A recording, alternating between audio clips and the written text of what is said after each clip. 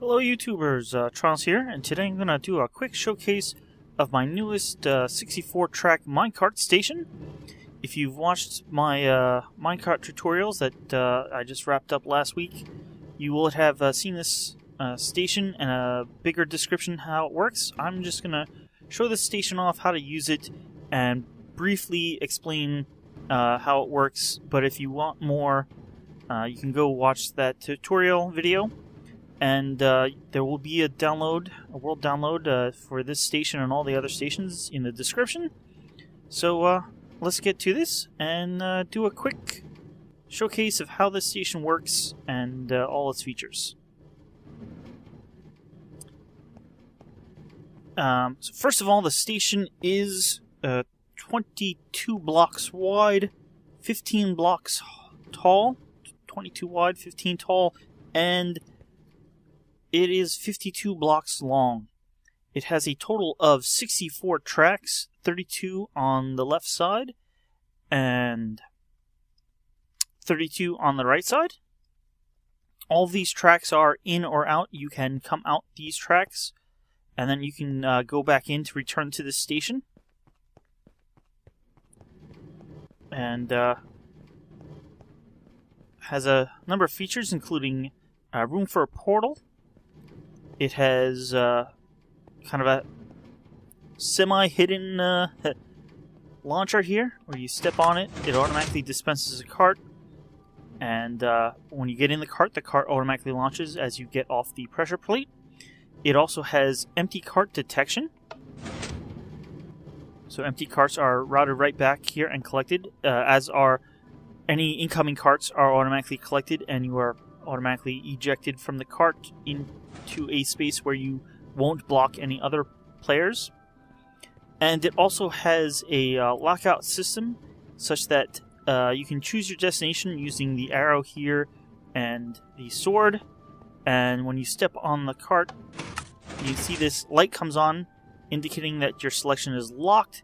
And until the light goes out, switching these won't change the destination, and you should be long out of the station before this lockout turns off. I believe I actually even have the lockout a little too long.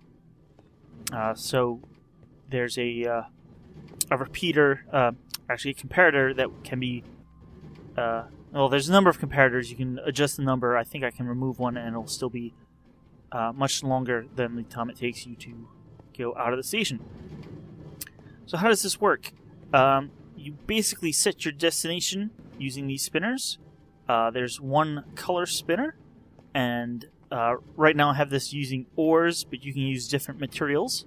So right now this is the red coal destination, and then that's the orange coal destination, and the yellow coal destination. Like I said, you can use different materials if you don't like to use ores. I just thought it was interesting that there are 8 ores in the game, and there are 8 positions in a spinner selector. That's what I call these, using an item frame to select your destination. But I'll just pick a random one here, like we're on yellow emerald. So I will just step on here, get in the minecart, and we are sent on our way. And we are then dropped. And as you can see, this says yellow emerald. And that is just the reset. So there are, mostly in order. There's one small inconsistency, but we got all the lapis ones here of different colors, then all the emerald ones here, and just so happens here's the inconsistency. There's one lapis one at the end, and then we have all the iron ones here, and then all the coal ones here. Of course, again, same inconsistency. There's one iron one at the end. And similarly here, we have mostly redstone, except there's the one gold at the end, and then followed by gold. And then here's all the diamond with quartz at the end, and of course, the quartz mostly is at the beginning here. When you come back into the station, you'll be directed back in, and the minecart is automatically broken by the cactus and collected by the hopper, and because this is not a too high space, you're pushed off to the side, and so you don't block any other people coming in. Similar thing happens from the other side, except you are directed up and over, and whoa, that's just a small little glitch, because you turn a corner, and depending on your lag or whatever, it thinks you're partially in this wall. But you don't take any suffocation damage or anything like that if that happens. I can do that again, and hopefully it won't happen. Yeah, just as you're going around corners, you sometimes glitch into the corner slightly, but doesn't cause any damage. Anyhow, so this building right now is sunk 5 blocks down, and a lot of the mechanisms are in here. This is the whole reading the spinners and setting your destination from that. And in here is the main works of switching the tracks. You can see we are 5 blocks down. Right above here is where all the tracks are that exit or enter the station. So how does this work? Well, the one downside with this station is it can only be built in 2 orientations. Right now we are facing north, so the station can be built so that you enter it from the south heading north, and that the 2 spinners are facing south. The other orientation you can build it in is so that you enter heading west, so the 2 spinners are heading east. And the reason for that is the way the mechanism for switching tracks works. This is the same station without any roof and without all the building taken off of it, and so that it is raised up so that nothing is underground. But you can see the switch area here has 2 rows of tracks with pistons aimed to push the tracks. And when you have something like that, something a little strange happens because of the way tracks will turn by default. When the track does get pushed, it recalculates its orientation. So if I push the track, you can see it becomes a turn-off. But the way it works, no matter these tracks are north-south, it will always head east or west, but only if you're coming from the south. When you have an east-west track, it'll head north or south, but only if you're coming from the east. Yeah, from the east heading west. So that is how this switching mechanism works. It pushes the tracks out, and then after a few seconds it will reset everything using a double piston extender. And this all works off of, well, you select your destination, and as you start to leave, you pass over this detector rail, and that's what triggers the pistons to move. So you see here, it moved out here, and then after a few seconds, a reset will fire. And there we go, and there's a whole wall of double piston extenders that reset all the tracks, no matter which one was extended. And that's how it works. At least the track switch itself. Now, how do we run this track switch? Well, it's a little complicated, but this spinner, the color spinner in my setup, is used as an analog 0 to 7 value. This spinner, we take its analog value and break it into 3 binary digits. If you know anything about binary, each bit is on or off. That gives you 2 possibilities, and there are 2 times 2 times 2 is 8, which means you can get 3 binary digits out of a spinner. So I have a little circuit that does that. We use 2 of the binary digits, and this value 8 values here, times 2 gives us 32 possibilities, and it'd be a little hard to get in here, but I'm on the wrong side. Here we go. There are 32 torches here, and we use that value that's now from 8 to 32 using the 2 extra bits. It turns on one of these 32 torches. They're in 2 groups of 16 with a 1 block gap space here. It's mostly due to redstone having 16 different possible values and needing a little bit of space to get 2 of these. Couldn't get them right next to each other, but we got 1 block space, which I think is still pretty good.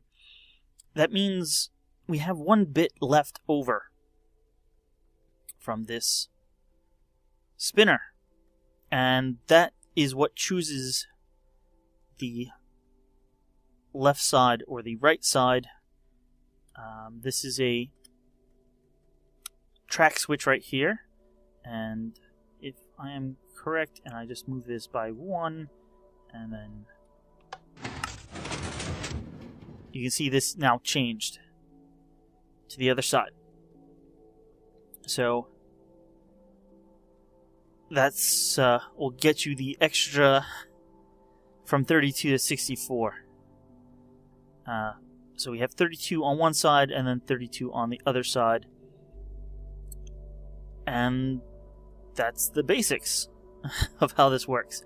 Now, I go into more detail exactly what all this stuff is doing in here, the mechanism, how we get the different bits out of this spinner, and then how we convert, get from 0 through 7 to basically 0 through 31,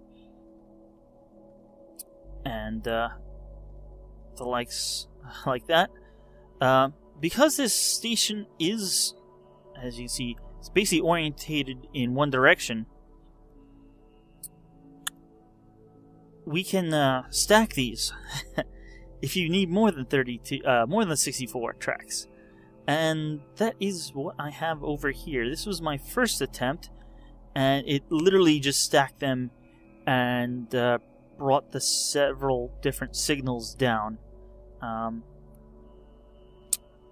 with adding a third spinner that would select which of the 8 floors, basically. That's this orange here, and the other colors are the same colors as that station, the 64 version. But this one, my first attempt, worked out to be pretty tall, 112 blocks tall. I later noticed some ways of improving it, and I came up with this version, which was not featured on the video tutorial from last week. This is only 84 blocks tall. It's still not perfect. Not that I would ever say it was perfect, but I have all the controls at the bottom now instead of at the top, and while I made it shorter by this version basically has a decoder on every floor. I only have one decoder here, and then I have torches going up the whole center. But in order to do that, I had to make it wider by 4 blocks, but it cut the height by about 1/3. So that was a win there. But by having all the mechanism at the bottom here, you have to ride up a long minecart slope if you're going near the top, and that takes a lot of time. Whereas this version, I basically have a drop, which only takes you like 4 seconds to get through, maybe 5 seconds, but basically you'll drop to whichever floor you want, and obviously dropping is a lot faster than going up a slope. So I think the next improvement would be to make this version, but maybe put the controls here or here, and you'll have to go up to the drop a little bit, but going up will take about 3 or 4 seconds, and that will be enough time to have the signals propagate all the way down to the bottom by the time you get up to the drop and then drop to your particular floor.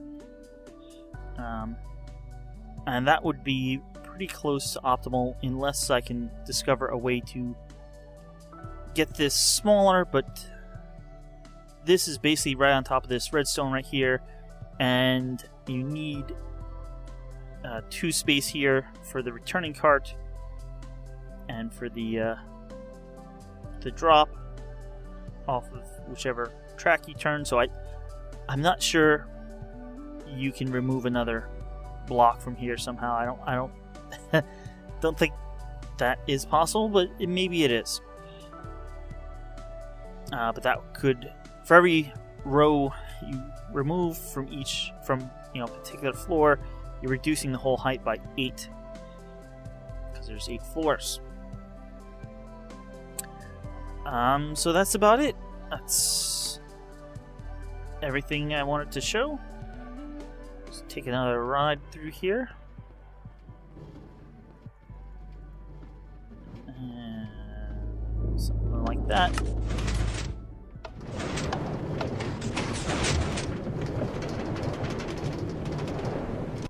And we're out. So, 64 tracks, relatively quick to get through,